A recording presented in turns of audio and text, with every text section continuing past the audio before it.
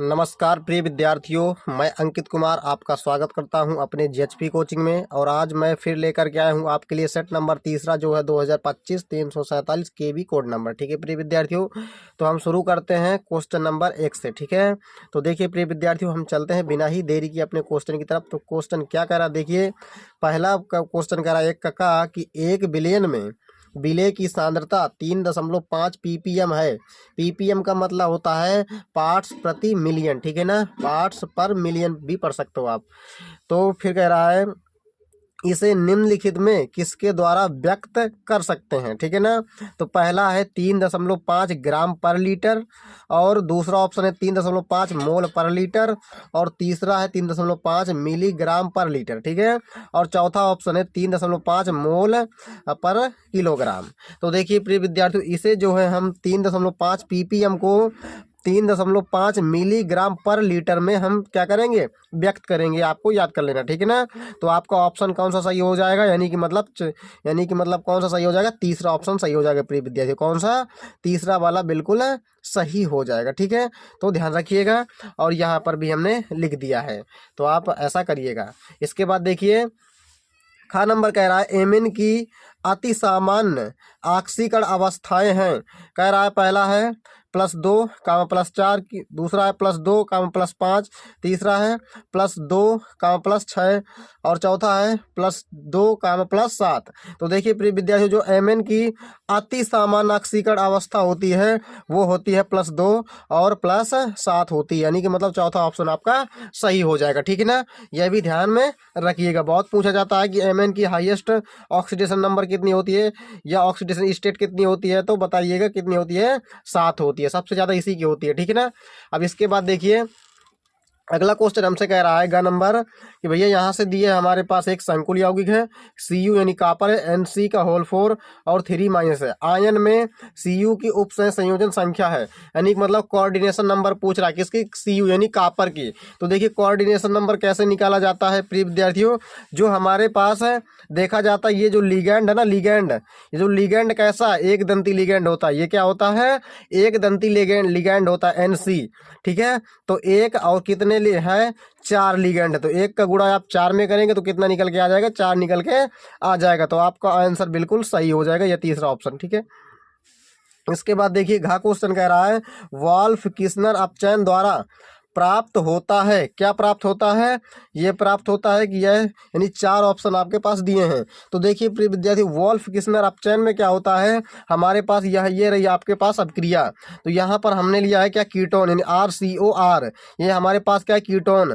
तो इसमें क्या होता है, इसका अपचयन होता है, कीटोन क्या होता है, अपचयन होता है। जब इसका अपचयन होगा तो ऑक्सीजन हट जाएगा और इसी की जगह 2 हाइड्रोजन लग जाएंगे। देखिए यहाँ पर तो क्या बना, यहाँ पर ये ऐसा कंपाउंड आपको कहीं दिख रहा है, ऐसा तो दिख रहा है यहाँ पर पहला ऑप्शन में बिल्कुल। ठीक है ना, ये कैसा समूह आपको दिखाई देगा, यानी कि मतलब CH2 समूह दिखाई देगा, तो ये आपको दिखाई दे रहा है। ठीक है, ये वॉल्फ किस्नर अपचयन अपक्रिया भी है, ध्यान रखिएगा। इसके बाद देखिए अगला क्वेश्चन यहाँ से कह रहा है, अंगा नंबर कह रहा है यहाँ पर हमारे पास है कि निम्नलिखित में से कौन सी एमीन कार्बिल एमीन अपक्रिया नहीं देती, नहीं कार्बिल एमीन अपक्रिया कौन नहीं देती है। तो पहला ऑप्शन है प्रिय विद्यार्थी ये हमारे पास, दूसरा ऑप्शन भी दिया है, तीसरा है, चौथा है। तो देखिए यहाँ पर कार्बिल एमीन अपक्रिया मैं बता दूं कौन देता है, केवल 1 डिग्री एमीन। कौन देता है, केवल 1 डिग्री एमीन ही देती है कार्बिल एमीन अपक्रिया, लेकिन इसमें कह रहा है नहीं देती है। तो देखिए यहाँ पर यह भी 1 डिग्री एमीन है, यह भी 1 डिग्री एमीन है, यह भी 1 डिग्री एमीन, लेकिन यह 2 डिग्री एमीन है, तो यह कार्बिल एमीन अपक्रिया नहीं देगी प्रिय विद्यार्थियों, ध्यान रखिएगा। ठीक है ना, ये ऑप्शन आपका बिल्कुल सही हो जाएगा प्रिय विद्यार्थियों। तो ये रहे प्रिय विद्यार्थियों आपके यहाँ पर अंगा नंबर तक हो चुका विकल्प ही।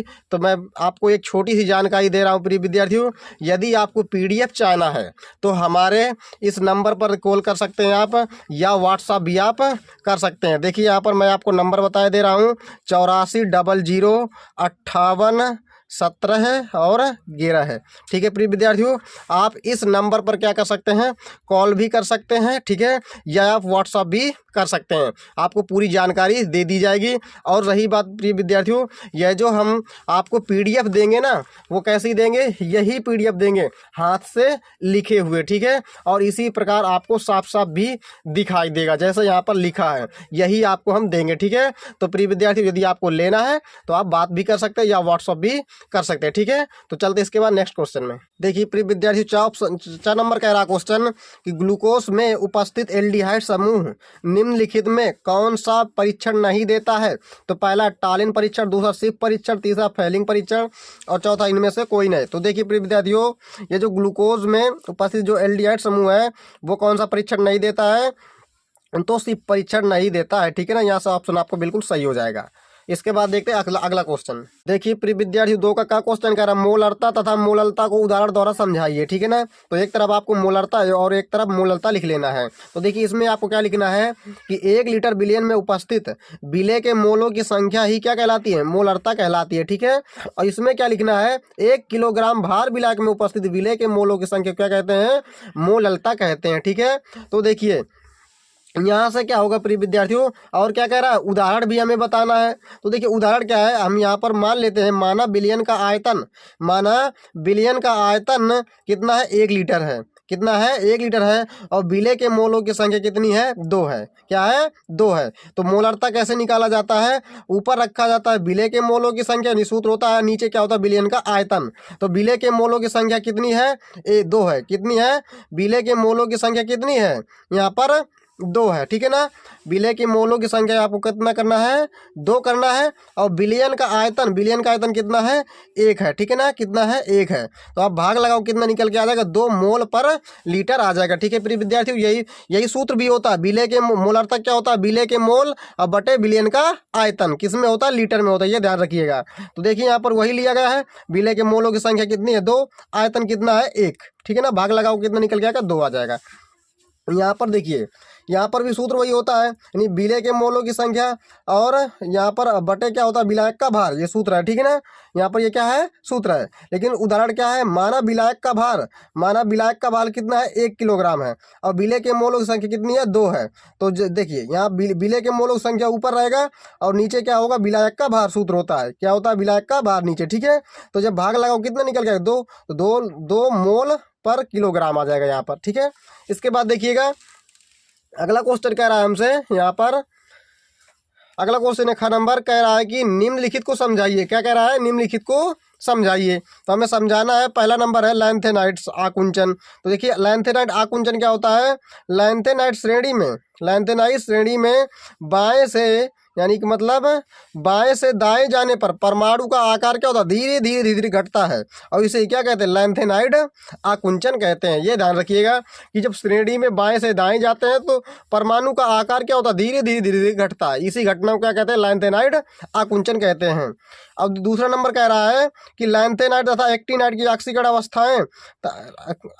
अवस्थाएं को हमें क्या करना है, समझाना। ठीक है ना, तो देखिए यहाँ पर आपको लिखना है, इनकी सामान्य ऑक्सीकरण अवस्था कितनी होती है, +2 होती है, यानी लैंथेनाइड हो चाहे एक्टिनाइड हो, उनकी जो सामान्य ऑक्सीकरण अवस्था होती है वो कितनी होती है, +3 होती है। ठीक है, परंतु +2 और +4 ऑक्सीकरण अवस्थाएं विलयन और ठोस यौगिक में क्या होती हैं, उपस्थित होती हैं, क्या होती हैं, उपस्थित होती है, ये ध्यान रखिएगा। इसके बाद देखते हैं अगला क्वेश्चन, ये देखिएगा उपस्थित होती है यहाँ पर लिखा। ठीक है, और देखिए यहाँ पर एक्टिनाइड की ऑक्सीकरण अवस्था कितनी होती है, देखिए एक्टिनाइड तत्वों की ऑक्सीकरण अवस्था कितनी होती है, +2 से लेकर +7 तक अलग अलग होती है, लेकिन सबसे यानी ऑक्सीकरण अवस्था +3 है, क्या है, यानी सबसे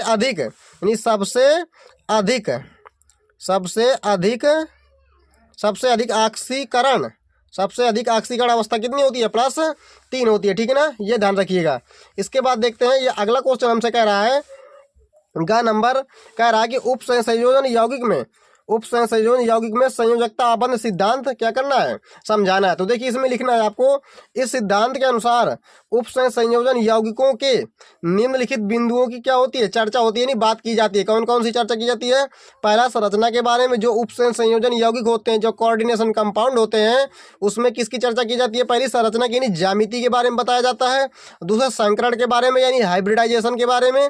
और तीसरा क्या होता है? चुंबकीय गुण के बारे में बताया जाता है। और चौथा है रंग का गुण के बारे में भी बताया जाता है, ठीक है ना। किसमें? इसमें, यानी कि मतलब संयोजकता आबंध सिद्धांत में, ठीक है ना, वैलेंस बॉन्ड थ्योरी के बारे में। अब देखिए इसके बाद अगला क्वेश्चन है, हमसे कह रहा है यहाँ पर, इसके बाद देखिए एग्जाम्पल भी आप देख सकते हैं, इसी का एग्जाम्पल आप देख सकते हैं, संयोजकता आबंध सिद्धांत के प्रिय विद्यार्थियों, इसका एग्जाम्पल है यहाँ पर दिखाया गया है, तभी तो आपको समझ में आएगा, ठीक है ना। यहाँ पर मान लीजिए ये एक एग्जाम्पल है हमारे पास, ये एग्जाम्पल, ठीक है ना। और इसमें क्या करा, वीबीटी यानी कि बैलेंस बॉन्ड थ्योरी, संयोजकता आबंध सिद्धांत के आधार पर हमें इनके बारे में बताना है, जो निम्न बिंदु थे ना, ज्यामिति वगैरह, ठीक है ना, इनके बारे में हमें बताना है। इन्हें क्या बताना है? संकरण, संरचना, चुंबकीय गुण और रंग का गुण बताना है हमें। ये 4 ही बिंदु तो मैं अभी बताया, 4 बिंदु तक बताया मैंने अभी, ठीक है ना। तो देखिए संकरण कैसे निकाला जाता है, सबसे पहले आपको इलेक्ट्रॉनिक विन्यास करना आना चाहिए। तो आप इसका इलेक्ट्रॉनिक विन्यास करोगे, इसका यानी Fe का, तो यहाँ से ऑक्सीकरण अवस्था निकालो, कितनी निकल के आएगी? +3 निकल के आएगी। कितनी? +3 ऑक्सीकरण अवस्था आप निकालिएगा, ऑक्सीकरण संख्या, ठीक है। आप सीख भी चुके हो कक्षा 11 में ऑक्सीकरण संख्या कैसे निकाला जाता है। तो इसकी कितनी निकल के आएगी? +3। 26 क्या होता है? इसका परमाणु क्रमांक होता है। तो आर्गन में 18 इलेक्ट्रॉन भर दिए जाएंगे और 4s03d5 है। तो यहाँ पर क्या होगा प्रिय विद्यार्थी, जो डी के कितने कक्षा होते हैं? 5 होते हैं। डी में कितने के होते हैं कमरा? 5 है। तो यहाँ पर 5 कमरा बना लीजिएगा, और सभी कमरा में 5 इलेक्ट्रॉन है ना, यहाँ 5 इलेक्ट्रॉन है, सभी में एक एक भर दीजिएगा। 4 के खाली, 4s खाली रह जाएगा, 4p भी खाली रह जाएगा, ठीक है। इसके बाद देखिए यहाँ से क्या होता है प्रिय विद्यार्थियों, ये जो हमारे पास है ना, ये कैसा होता है? प्रबल लिगैंड होता है। ये कैसा होता है? प्रबल लिगैंड होता है। ये प्रबल जो लिगैंड होता है, ये क्या करेगा?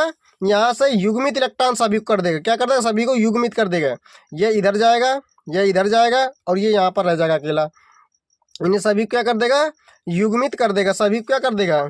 युग्मित कर देगा। यह जो है ये गलत है, ठीक है ना, ये ध्यान रखिएगा, क्योंकि ये इलेक्ट्रॉन इधर जाएगा तो यहाँ 2 हो जाएंगे, ये इलेक्ट्रॉन इधर जाएगा तो यहाँ पर 2 हो जाएंगे, ये अकेला ही बचेगा। तो यहाँ पर कितने को, यानी CO है, नहीं कार्बोनिल वाला CO कितने हैं? 6 हैं। तो यहाँ पर 1 2 3 4 5 6 सभी हो जाएंगे। ये खाली कमरा थे, 4 यहाँ पर भर जाएंगे, और एक ये 2 कमरा खाली हैं। यह संकरण क्या निकल के आएगा, यानी डी के कितने कमरा है भरे हैं? 2। यानी CO जो है प्रबल लिगैंड, डी में कितने कमरा घेरे हैं? 2। तो D2 और S के 1, यानी SP के 3 SP3, यानी D2 SP3। तो D2 SP3 जो संकरण निकल के आ गया। यदि D2 SP3 संकरण है तो उसकी ज्यामिति कैसी होती है? अष्टफल की। ये याद करना पड़ेगा आपको। और गुण कैसा निकलेगा? यानी अनुचुंबकीय। क्यों? क्योंकि अयुग्मित इलेक्ट्रॉन है, अभी भी क्या, 1 इलेक्ट्रॉन इसमें भरा है। अयुग्मित इलेक्ट्रॉन है तो अनुचुंबकीय होगा, ठीक है। और रंगीन होगा। क्यों? क्योंकि अयुग्मित इलेक्ट्रॉन है तो रंगीन होगा यौगिक, ठीक है। इसके बाद देखते हैं अगला क्वेश्चन। देखिए प्रिय विद्यार्थियों, घ नंबर क्वेश्चन कह रहा है, बूटा तथा फिटिक अपक्रिया को उदाहरण द्वारा स्पष्ट कीजिए। तो बूटा अपक्रिया क्या होती है? यहाँ पर देखिए, जब मेथिल क्लोराइड की क्रिया सोडियम के साथ कराते हैं तो उसकी ईथर की उपस्थिति में क्या बनता है? एथेन। इसे क्या कहते हैं? बूटा अपक्रिया। यानी मेथिल क्लोराइड के 2 मॉलिक्यूल लेना पड़ेगा, सोडियम की भी 2, तो यहाँ पर 2 NaCl निकल जाएगा, 2 CH3 यहाँ पर जुड़ जाएंगे, ठीक है। इसके बाद देखिए फिटिक अपक्रिया में क्या होता है कि 2 क्लोरोबेंजीन लेते हैं। कितने? 2 क्लोरोबेंजीन लेते हैं, और सोडियम लेते हैं 1 ही। सोडियम कितना लेते हैं? 1 ही सोडियम, ठीक है। सोडियम कितना रहेगा? 2 रहेगा, सॉरी 1 नहीं हो रहेगा, 2 रहेगा। यहाँ पर 2 NaCl निकल जाएगा, और ये दोनों बेंजीन यहाँ पर जुड़ जाएंगे, जिसको क्या कहते हैं? डाइफेनिल कहते हैं, ठीक है। ये क्या है? फिटिक अपक्रिया है। इसके बाद देखिए यहाँ पर हमसे कह रहा है, अगला क्वेश्चन कह रहा है, यहाँ पर अगला है प्रिय विद्यार्थियों, अच्छा सवाल है। ये क्या है? बहुत ही सुंदर सवाल है। तीसरे का कह रहा है कि 28 ग्राम KOH यानी आणविक द्रव्यमान दिया इसका। आणविक द्रव्यमान कितना है प्रिय विद्यार्थियों? 56। कितना है? 56, ठीक है। यहाँ पर कितना दिया है? 56 दिया है यहाँ पर। और 500 ml बिलियन में क्या है? घुला है। बिलियन की मोलरता ज्ञात करने कह रहा है। क्या कह रहा है? बिलियन की मोलरता ज्ञात करिए। तो देखिए 28 ग्राम है, यानी कि मतलब स्मॉल W का मान कितना है? 28 है। आणविक द्रव्यमान कितना है? 56, यानी M का मान कितना है? 56। और 500 ml, यानी 500 ml ये क्या है? आयतन है, ठीक है ना। V का मान है। क्या कह रहा है? बिलियन विलेन की मोलरता यानी कैपिटल एम का मान। सूत्र क्या होता है, विलेन की मोलरता बराबर होता है यहाँ पर देखिए, यानी कैपिटल एम बराबर होता है स्मॉल डब्ल्यू गुणे 1000 स्मॉल एम, और कैपिटल एम है, स्मॉल डब्ल्यू इसके बाद है स्मॉल एम गुणे वी एम एल। तो यहाँ पर आप सभी मान रखिएगा, मान रखने के बाद आप हल करेंगे कितना आ जाएगा, यानी 1 मोल आ जाएगा। ठीक है, इसके बाद देखिएगा यहाँ से अगला क्वेश्चन है, खा नंबर कह रहा है कि मोलासेज से एथेनॉल बनाने की विधि तथा रासायनिक समीकरण लिखिए। तो देखिए प्रिय विद्यार्थी, मोलासेज क्या होता है, मोलासेज का सूत्र होता है C12H22 वगैरह। इससे क्या बनाना, एथेनॉल बनाना है। तो सबसे पहले इसमें पानी मिलाएंगे, पानी मिलाएंगे, इन्वर्टेज एंजाइम रहेगा, तो किस में बदलेगा ये पूरा, यानी ग्लूकोज और फ्रक्टोज में। दोनों का सूत्र एक ही होता है, C6H12O6 होता है। ठीक है, इसके बाद देखिए ग्लूकोज लेंगे और जाइमेज एंजाइम की उपस्थिति में क्या होगा, इसका जब फर्मेंटेशन होगा, जब किंडवन होगा तो क्या बनेगा, C2H5OH, यानी जिसको कहते हैं एथेनॉल। ठीक है, प्लस में CO2 गैस निकल जाएगी। इसके बाद देखते हैं प्रिय विद्यार्थियों अगला क्वेश्चन। देखिए प्रिय विद्यार्थियों, ग नंबर क्वेश्चन कह रहा है कि कार्बोनिल समूह तथा कार्बोक्सिलिक समूह की प्रकृति को समझाइए। तो देखिए कार्बोनिल समूह की प्रकृति कैसी होती है ये देखना है। तो देखिए कार्बोनिल समूह की प्रकृति कैसी होती है, ध्रुवीय होती है। कैसी होती है, ध्रुवीय होती है, क्योंकि कार्बोनिल समूह के कार्बन पर आंशिक क्या होता है, धनावेश होता है, और ऑक्सीजन पर आंशिक ऋणावेश होता है। इसीलिए इस पर क्या होता है, ये समूह यानी ध्रुवीय होता है। क्या होता है, ध्रुवीय। ये हमारे पास कार्बोनिल समूह होता है यानी CO, क्या होता है, यानी CO होता है। क्या होता है, CO, ये ध्यान रखिएगा, क्या होता है, CO, C double bond O। इस पर आंशिक ऋणावेश, इस पर आंशिक धनावेश। ये क्या होता है, हमारा CO यानी कार्बोनिल समूह। CO ऐसे बना सकते हो आप, ऐसे। ये क्या होता है, कार्बोनिल समूह होता है। ठीक है प्रिय विद्यार्थियों, यहाँ पर ना समझ में आए तो ऐसा भी आप बना सकते हैं। इसके बाद देखिए ये हमारे पास और है, कार्बोक्सिलिक समूह की प्रकृति कैसी होती है। तो देखिए कार्बोक्सिलिक समूह की प्रकृति होती है अम्लीय। कैसी होती है, अम्लीय, क्योंकि कार्बोक्सिलिक अम्ल आसानी से क्या होता है, H+ को त्याग देता है, इसीलिए कैसा होता है, ये अम्लीय प्रकृति का होता है। यानी कि मतलब कार्बोक्सिलिक समूह ऐसा होता है, COOH। ये क्या होता है, हमारा कार्बोक्सिलिक समूह होता है। कैसा होता है, कार्बोक्सिलिक समूह होता है। क्यों, क्योंकि H+ ये निकाल देगा प्रिय विद्यार्थियों, इसलिए कैसा होता है, ये अम्लीय प्रकृति का होता है। इसके बाद देखिएगा अगला क्वेश्चन है, घ नंबर की ग्लूकोज के 2 रासायनिक गुणों का समीकरण लिखिए, हमें कह रहा है। तो पहला है टालेन अपकर्मक के साथ क्रिया कराना ग्लूकोज की। ठीक है ना, क्योंकि रासायनिक गुण का मतलब क्या होता है, क्रिया कराना। ठीक है, अब देखिए ये हमारे पास है ग्लूकोज, ये क्या है, ग्लूकोज है। ये हमारे पास क्या है, ग्लूकोज। ये क्या है प्रिय विद्यार्थियों, ये ग्लूकोज है, ध्यान रखिएगा, ये क्या है, ग्लूकोज है। तो जब ग्लूकोज आप लीजिएगा और प्लस Ag2O यानी टॉलेन अभिकर्मक, ये क्या है, टॉलेन अभिकर्मक है, टॉलेन रिएजेंट। ठीक है, ये क्या करेगा, सामने वाले को ऑक्सीडाइज करेगा और खुद रिड्यूज हो जाता है। तो जब ऑक्सीडाइज करेगा ये CHO किस में बदल जाएगा, COOH में। क्या बन जाएगा, यहाँ से बनेगा ग्लूकोनिक एसिड। ठीक है, इसके बाद अगला क्वेश्चन देखते हैं। देखिए प्रिय विद्यार्थी, फेलिंग विलेन के साथ आप क्रिया करा सकते हैं। रासायनिक गुण 2 कह रहा था ना, तो देखिए ये ग्लूकोज होगा, फेलिंग विलेन ये हमारे पास है, यानी फेलिंग विलेन है। ठीक है ना, ये क्या है, फेलिंग विलेन CuO।